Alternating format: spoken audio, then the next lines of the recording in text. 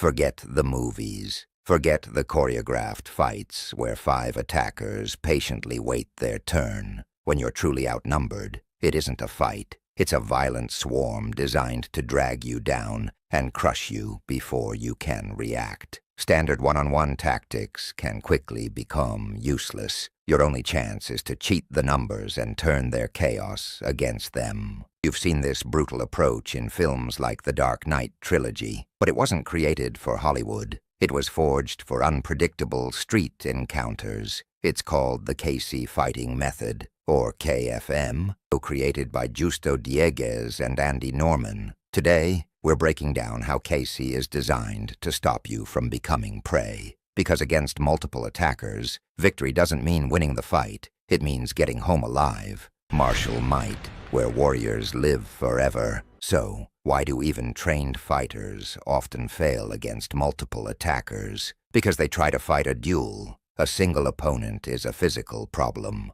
Multiple opponents are a geometric problem. You're no longer fighting one person. You're fighting angles, space, and overwhelming pressure. One attacker distracts you, while another blindsides you. One blocks your escape, while another attacks your legs. And once a group begins moving as a pack, individual hesitation can disappear.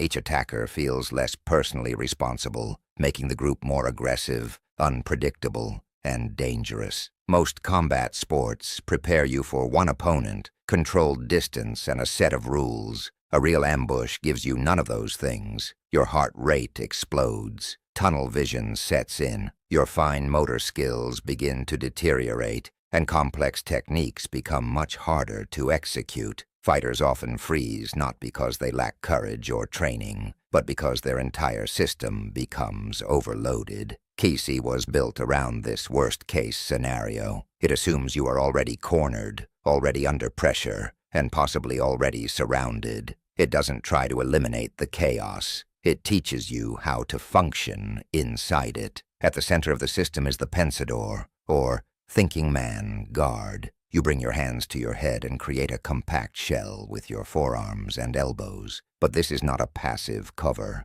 A conventional boxing guard is primarily designed to deal with attacks coming from the front. The Pensador protects the most important target, your head, while allowing you to respond to attacks from multiple angles. Your forearms and elbows become a helmet, a shield, and a weapon at the same time. From inside that shell, you can still see, move, think, and strike. And this is where Keysi's philosophy becomes brutally simple. Defense and attack must happen together. If you only retreat and cover, the attackers gain confidence and close the distance. KFM responds with aggressive forward pressure and short, explosive close-range strikes. Elbows, hammer fists, forearms, and other compact attacks are used to disrupt the assault without abandoning the protective shell. The objective is not simply to cause damage. It is to break their rhythm, create hesitation,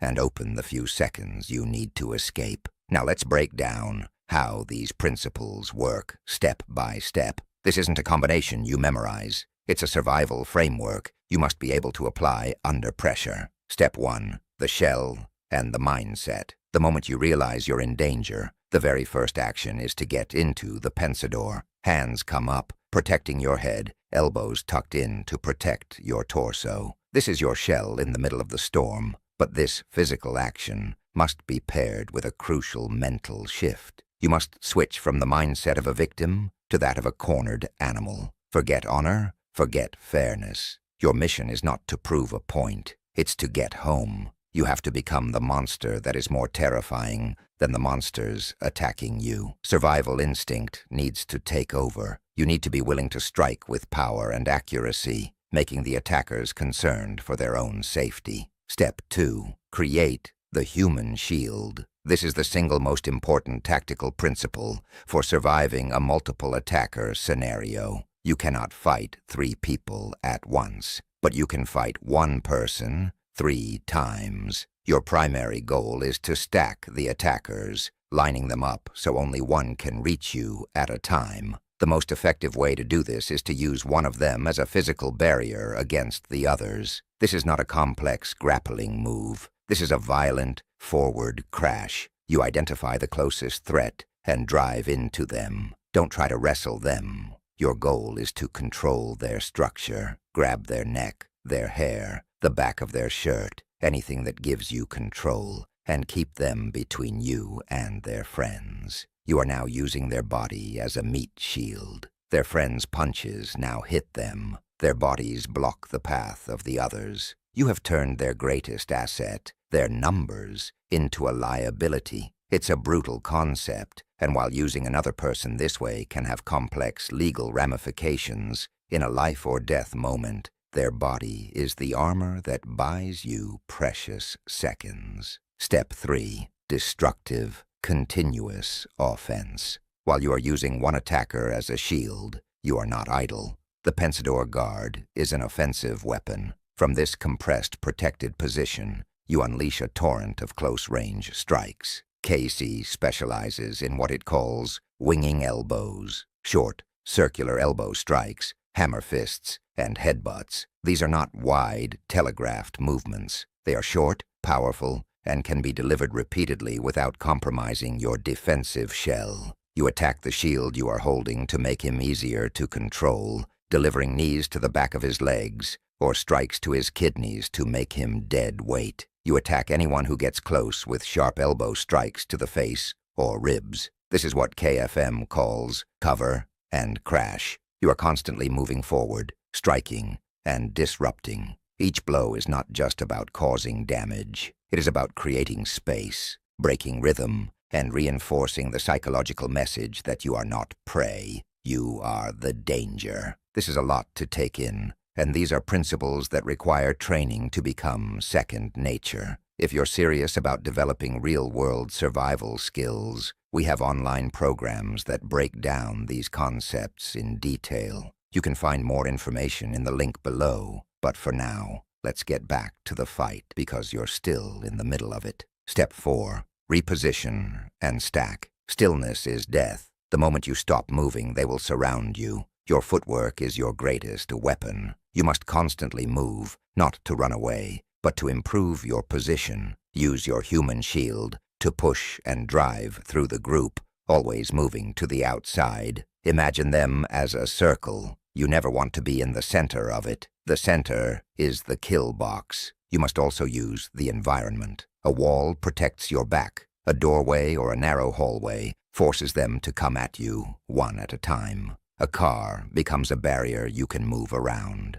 Keysi practitioners are trained to have extreme spatial awareness, always looking for ways to use the environment to funnel their attackers and neutralize their advantage of numbers. You are constantly moving, pushing your shield, and channeling the attackers into a single line. Step 5. Identify and exploit the escape. Every single action, every step, every strike, every push is done for one ultimate purpose: to create an escape route. You are not there to defeat them all. That is a movie fantasy. You are there to survive. The goal is to create a gap. The moment you see an opening, the moment their assault hesitates because of your relentless aggression, you don't think, you run. You've probably heard the tip to yell fire instead of help, with the theory that it gets more attention. While there's no solid proof it's a superior strategy, the most important thing is to make noise. Yell, scream, and run towards crowds and light,